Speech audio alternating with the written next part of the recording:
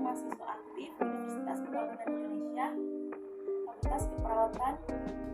Di video kali ini juga untuk memenuhi tugas ujian akhir semester dengan mata kuliah Fisiologi Kegawatan Obatan dengan dosen pengampu Ms.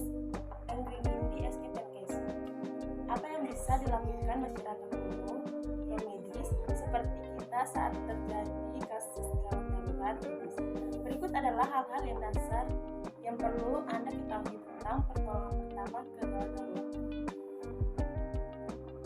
Berikut apa itu PPGD? Pertolongan pertama pada gawat darurat atau PPGD adalah rangkaian usaha-usaha pertama yang dapat dilakukan pada kondisi gawat darurat untuk menyelamatkan pasien dari kematian. Yang kedua, siapa yang melakukan PPGD? First responder atau pertolongan pertama adalah masyarakat awam yang sudah dibekali pengetahuan teori dan praktek untuk merespon dan melakukan pertolongan pertama di lokasi kejadian. Yang ketiga, mengapa masyarakat umum harus melakukan PPGD? Kita tidak dapat selalu mengandalkan layanan ambulan atau paramedik untuk segera tiba di lokasi kejadian. Terbatasnya alat dan waktu.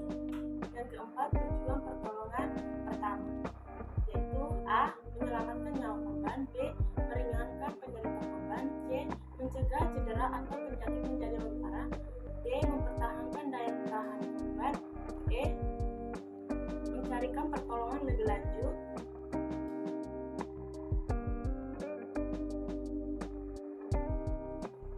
Yang kelima, bagaimana cara melakukan PPGD? Mengikuti alur utama dasar atau PPGD. A. Ada pasien tidak sadar. B. Pastikan kondisi tempat pertolongan aman bagi pasien dan penolong. C. Beritahukan kepada lingkungan kalau Anda akan berusaha menolong. D. Cek kesadaran pasien.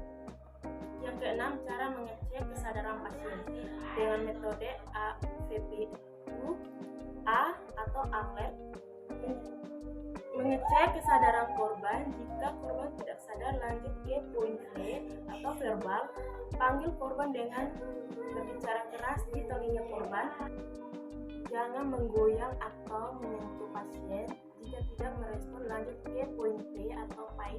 Cobalah beri rangsangan nyeri pada pasien, misalnya dengan menekan bagian putih dari kuku tangan, atau selain itu dapat juga dengan menekan bagian tengah tulang atau area di atas mata. Berikutnya, unresponsif. Jika pasien masih tidak bereaksi, maka pasien berada dalam keadaan unresponsif. Dalam keadaan seperti ini, segera panggil bantuan dari pihak medis. Dan yang ketujuh, call for help. Cara meminta bantuan pada petugas medis. Yang pertama, telepon ambulans atau 119 setelah melakukan pertolongan pertama. Tapi jika ada 2 orang atau lebih, minta tolong ke orang lain untuk menelpon sementara Anda memberi pertolongan. Yang kedua, ketika meminta tolong orang lain memanggilkan ambulans, jangan teriak tanpa arah. Teriaklah pada satu orang yang spesifik. Lebih baik orang yang pertama kali Anda lihat. Teriakan tanpa arah akan membuat orang lain bingung. Yang ketiga, saat menelpon ambulans untuk meminta bantuan, medis beritahukan jumlah korban, kesadaran korban atau sadar atau tidak sadar, perkiraan usia dan jenis kelamin, tempat kejadian kegawatan. Anda berniat baik ingin menolong, sebaiknya jangan asal. Pada kasus gawat darurat akibat kecelakaan, walaupun memindahkan pasien korban kecelakaan, memindahkan pasien gawat darurat dengan cara keliru bisa beresiko fatal bahkan meninggal.